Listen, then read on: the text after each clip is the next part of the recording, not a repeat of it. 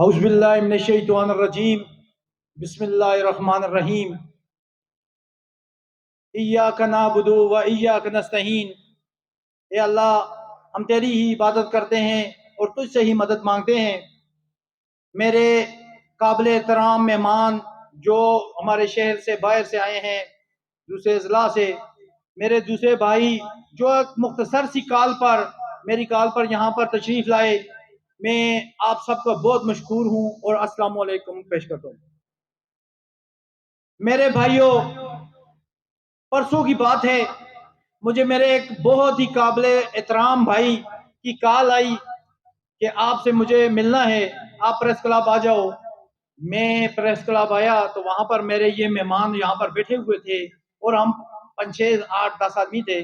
تو انہوں نے مجھے یہ بات بتائی کہ ہمارے یہ چیئرمینز کے جو حقوق ہیں کہ اس کے موضوع پر بات کرنی ہے، اور آپ سب مجھ سے قابل احترام اور کئی دفعہ چیئرمین رہ چکے ہیں۔ میں تو سب سے آخر میں چیئرمین بننے والا یہ 22 میں ہی والا ہوں۔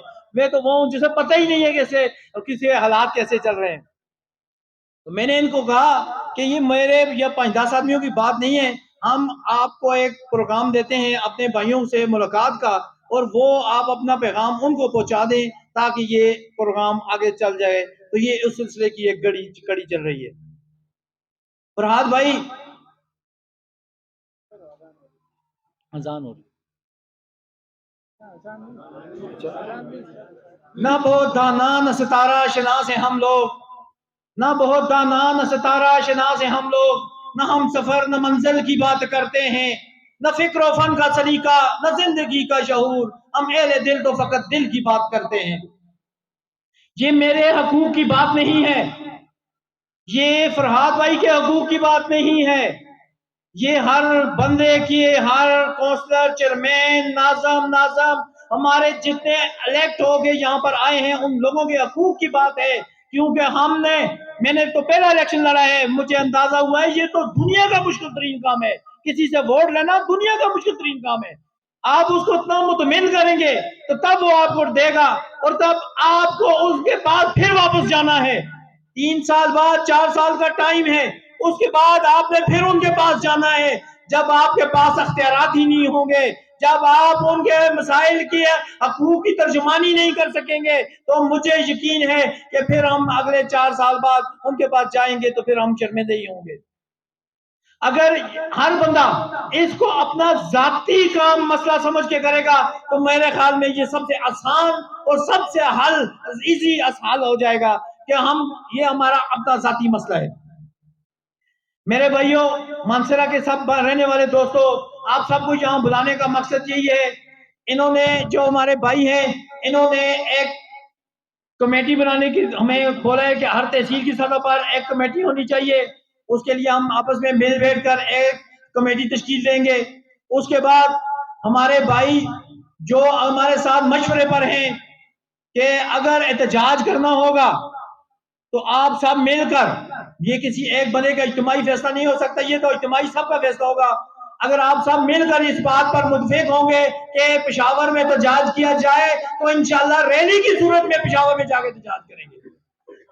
آپ اگر کہیں گے فرحاد بھائی کہ آپ لوگ یہاں پشاور میں نظر آؤ تو انشاءاللہ آپ کو پشاور میں مانسرا کی اکثریت نظر آئے گی، آپ کے ساتھ بازو بن کر، آپ کے ساتھ کندھے کے ساتھ کندھا ملا کر کھڑی نظر آئے گی۔ اگر آپ کہیں گے سپریم کورٹ میں مسئلہ حل کیا جائے تو ہم آپ کو یقین دلاتے ہیں، آپ ہماری ترجمانی کی بات کرتے ہیں تو ہم بھی آپ کو کبھی مایوس نہیں ہونے دیں گے۔ ہم مانسرا کے غیرت مند لوگ ہیں، ہم آپ کے ساتھ فائنینشلی سپورٹ کریں گے۔ اگر آپ کہیں گے آپ کے ساتھ سپریم کورٹ جانے کی بات کریں گے تو انشاءاللہ ہم ان کے پاس جائیں گے، آپ کے ساتھ کھڑے نظر آئیں گے۔ اب میں مختلف سی بات کرنا چاہتا ہوں۔ ہمارے ایم پی ایس، یہ ہمارے حقوق کی لڑائی یہ آج کی لڑائی نہیں ہے، یہ جب سے بلدیات چلا آ رہا ہے تب سے حقوق کی لڑائی ہے۔ تب سے ہمارے چیئرمین، ناظم، کونسلر اپنا حقوق چھین کے ہی لیتے رہے ہیں، کسی نے خوشی کے ساتھ ان کا حقوق اٹھا کے ان کو نہیں دیے۔ ہمیں ایم پی ایس کے ساتھ میٹنگ کرنی چاہیے، ہمیں ان کو بلانا چاہیے۔ ہمارا الیکشن ختم ہو گیا، ان کا الیکشن بہت قریب ہے، اور وہ الیکشن تب کامیاب ہو سکتا ہے جب ہم سب چیئرمین یہاں پر جو بیٹھے ہوئے ہیں سب ان کے ساتھ اتحاد کے ساتھ کھڑے ہوں گے تو تب وہ بھی چیئرمین ایم پی اے اور ایم این اے ہوں گے. نہیں تو انشاءاللہ نیکسٹ ٹائم وہ ایم این اے اور ایم پی اے نظر نہیں آئیں گے, ان کی جگہ نئے لوگ ہوں گے انشاءاللہ. لوگوں, میرے افکار پہ پہرے مت بٹھاؤ. جذبات کبھی پابند سلاسل نہیں ہوتے. موسم مجھے تم سے عقیدت ہے وگرنہ پتھر کے صنم پیار کے قابل نہیں ہوتے.